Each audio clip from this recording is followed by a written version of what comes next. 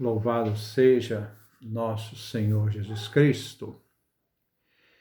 Nós estamos hoje reunidos, meus irmãos e irmãs, para fazermos o nosso quinto encontro da leitura do livro dos Salmos.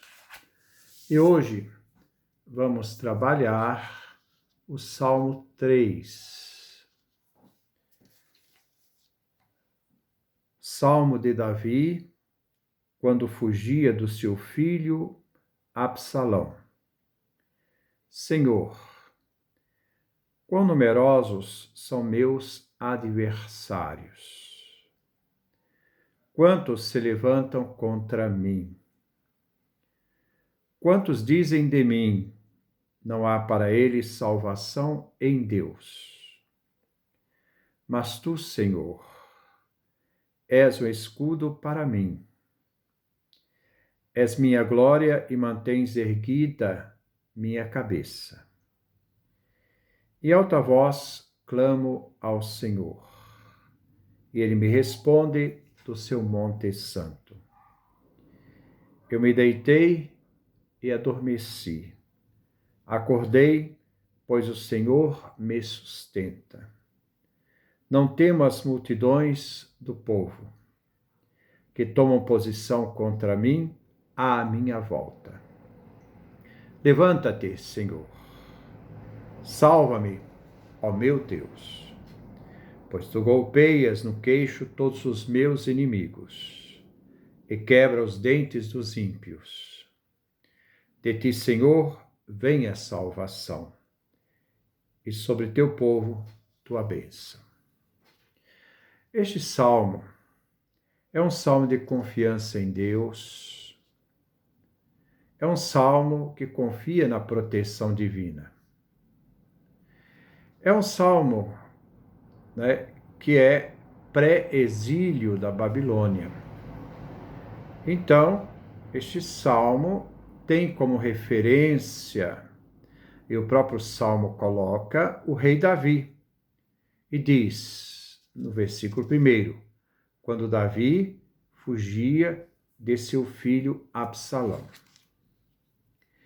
Este salmo ele é dividido em 3 partes, tirando a introdução, que é justamente quando ele coloca o contexto de Davi e seu filho Absalão.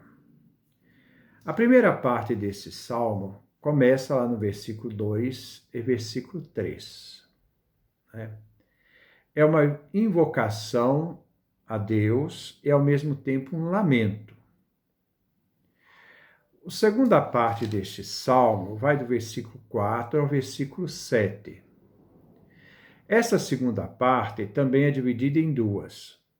Aquela que vai do capítulo 4, do versículo 4 ao versículo 5, que é uma oração confiante de Davi, e o versículo 6 e versículo 7, que é o fruto da oração. Depois, o salmo termina no da terceira parte, do capítulo 8, versículo 8 e versículo 9. Sendo que o versículo 8 é um pedido e o versículo 9, uma bênção. Ora, para entender tudo aquilo que está acontecendo entre Davi e seu filho Absalão, nós devemos olhar o segundo livro de Samuel, nos capítulos 15 a 19, que coloca esse contexto. O salmo nasce dentro deste contexto. Versículo 2, inicia, ó Javé. Então, Senhor, quão numerosos são meus adversários. Este Senhor é Javé, o nome usado na língua hebraica, Javé, Deus da proximidade. Quão numerosos são meus inimigos, os adversários. Pode-se também expressar, quantos se levantam contra mim que lutam contra mim. Davi falando desses adversários. O versículo 3 nos diz: quantos dizem de mim, não há para eles salvação em Deus. Não é? Então, não há para eles salvação em Deus. Esse Deus aqui não é Javé. Essas pessoas que dizem contra Davi usam o termo Elohim. Elohim El, né? O Senhor. Então, enquanto Davi fala de Javé, seus adversários estão falando de Elohim, do Senhor. Né? Ora, quer dizer, Deus não virá para salvá-lo. Sua situação é sem esperança. Né? É um grito de angústia diante da ameaça. A salvação em Deus. Então, o termo Elohim, usado pelos adversários de Davi. Estes adversários, que são os inimigos, usam um termo geral, Elohim. Eles suplicam e usam o nome indicando, né, que Deus é um Deus que está longe. Já Davi usa o termo Javé, é o Deus que está perto. O Deus javista, que nós podemos encontrar nas passagens bíblicas, quando se usa o nome Javé, quer mostrar o Deus que caminha com seu povo, o Deus que vê a miséria do seu povo, o Deus que está junto do seu povo. Javé é o Deus da proximidade. É diferente de Elohim, que vem de El. É o Deus da longura. É o Deus que só se manifesta no sonho. É o Deus, né, das alturas. Então, há uma diferença muito grande entre a palavra Deus, usada por Davi, o Deus da proximidade, e o Deus usado pelos inimigos de Davi, Elohim, que é o Deus da longura, do afastamento. Ora, diante dessa diferença de tradução, né, e de tradução e tradição, nós vemos que há uma diferença muito grande entre a fé que Davi professa e a realidade que os outros também professam, que são os adversários de Davi. Versículo 4. Versículo 4 ao versículo 7 é toda uma expressão de confiança, eu falava acima.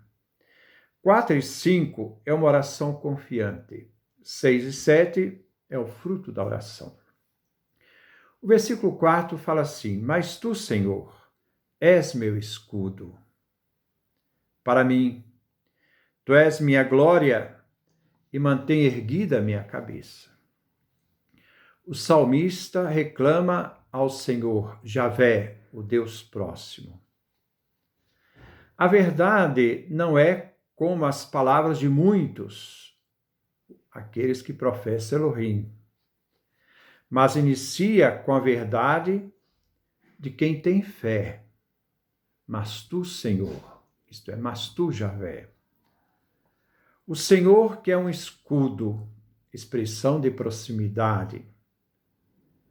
Metaforicamente, visto como metáfora, descreve Deus como aquele que protege a pessoa do mal moral, não é? Com L. Minha glória. Essa expressão significa minha honra. Deus é aquele que concede glória e honra. Pode-se também expressar: tu és aquele que me concede honra, dando-me vitória contra meus inimigos. Também entendemos este versículo: o Senhor é o escudo para minha glória. Minha glória significa, né, minha alma, minha vida. Mantens minha cabeça erguida. Expressão interessante. aquele que concede a vitória sobre os meus inimigos, faz ficar de cabeça erguida, não humilhado, nem tampouco ele se sente derrotado. Com o versículo 4, continua a oração confiante, né? O versículo 5, ele continua o versículo 4. Em alta voz clama ao Senhor, Javé. É o Senhor Javé, Deus da proximidade. Elevo minha voz, minha prece, minha queixa, a súplica. E diz o texto: sempre que clamo o Senhor, Javé, ele sempre me responde. E por isso estou certo de que me livrará dessa situação, né, desta ocasião. Davi diz no Salmo: ele me responde do seu Monte Santo, isto é, Jerusalém. Sião é o nome profético, poético de Jerusalém.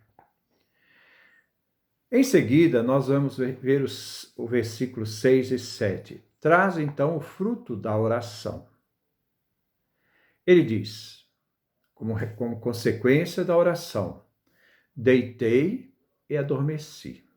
Isto é, o sono não foi perturbado pela ansiedade nem pela angústia. Acordei, não sofri mal enquanto dormia, acordei sem me atormentar. Qual é a consequência disso tudo? Por que isso tudo acontece? Porque o Senhor Javé me sustenta. Aquele que tem confiança em Deus, mesmo diante das adversidades, não perde o sono porque sabe em quem ele colocou a sua confiança, né? Com a certeza de que ele vai acordar, certo de que o Senhor o sustenta, o toma pela mão.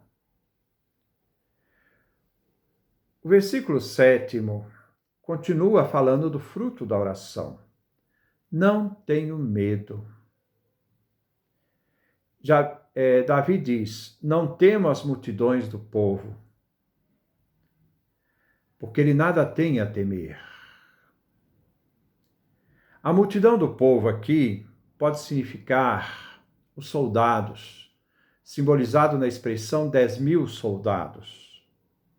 O povo, visto no coletivo, significa os combatentes, aqueles que vão combater contra Davi.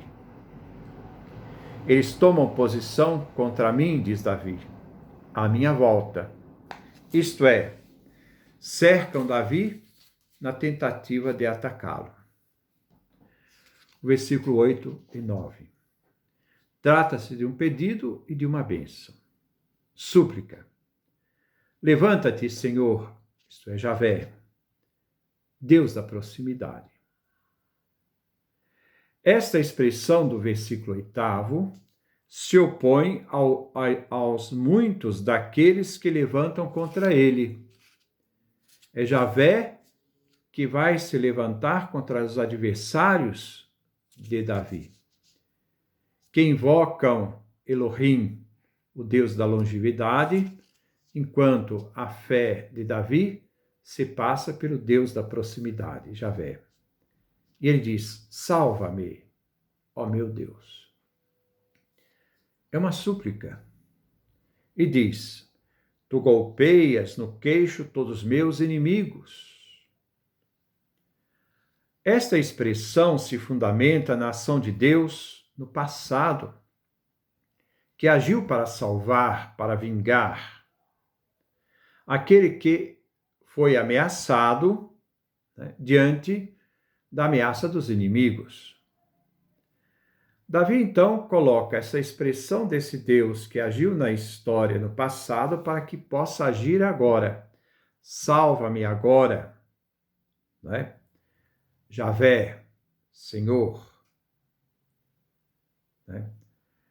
Porque salvaste-me no passado, suplico-te, salva-me agora. Então, Deus que age na história é o Deus fiel. Aquele que agiu no passado agora é suplicado para que continue na sua presença e proximidade, agindo agora. E diz: quebra os dentes dos ímpios. O salmista quer comparar seus inimigos como homens violentos, que golpeiam os ossos do rosto, quebrando os dentes. Golpear os ossos do rosto, esbofetear, é considerado uma vergonha, um ato de desgraça e degradação. Nós podemos ver isso lá no primeiro livro dos Reis, no capítulo 22, no versículo 24. E termina então com a bênção, versículo 9. De ti, Senhor, Javé, vem a salvação. E sobre teu povo, a sua bênção. De Javé é que vem a libertação. Aqui está uma compreensão profunda do Deus do Êxodo, o Deus que liberta, o Deus que está junto, o Deus que está próximo. A confiança de que Javé caminha e é fiel ao seu ungido, a Davi, a quem ele escolheu. De Javé vem a libertação. Por isso, diz o salmista, ele não se preocupa com seus inimigos. Sobre teu povo, a sua bênção. Como se diz, salva teu povo, abençoa a tua herança.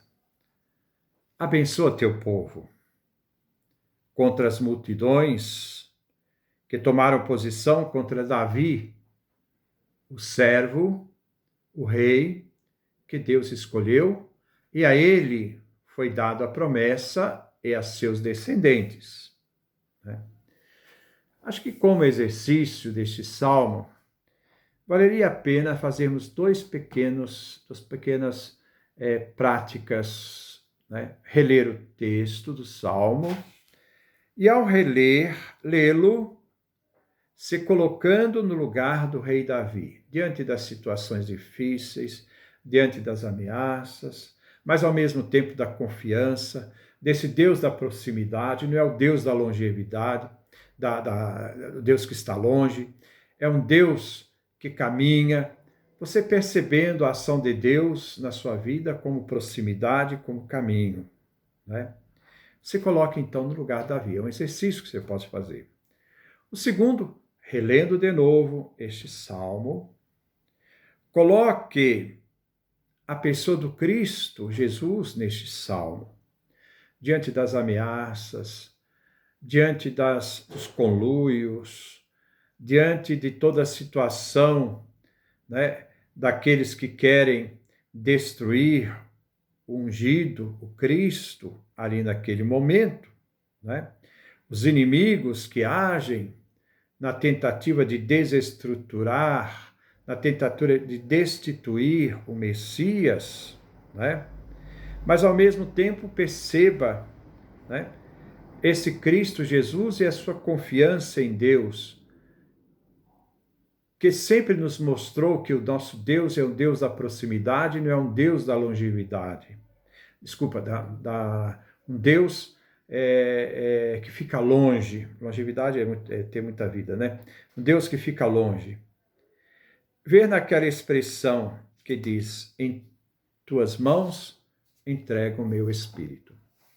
É um salmo que vale a pena ver. Um salmo que foi escrito antes do exílio da Babilônia, um salmo que expressa um momento difícil da vida de Davi, quando ele estava fugindo do seu filho Absalão, que queria ser rei e queria matar o pai para poder tomar o lugar do pai. E, ao mesmo tempo, a oração confiante deste rei Davi, que confia num Deus, não aquele que está longe, mas aquele que está perto. Que Deus nos dê a sua graça, a sua bênção. Pai nosso que estais nos céus, santificado seja o vosso nome, venha a nós o vosso reino, seja feita a vossa vontade, assim na terra como no céu. O pão nosso de cada dia nos dai hoje, perdoai-nos as nossas ofensas, assim como nós perdoamos a quem nos tem ofendido.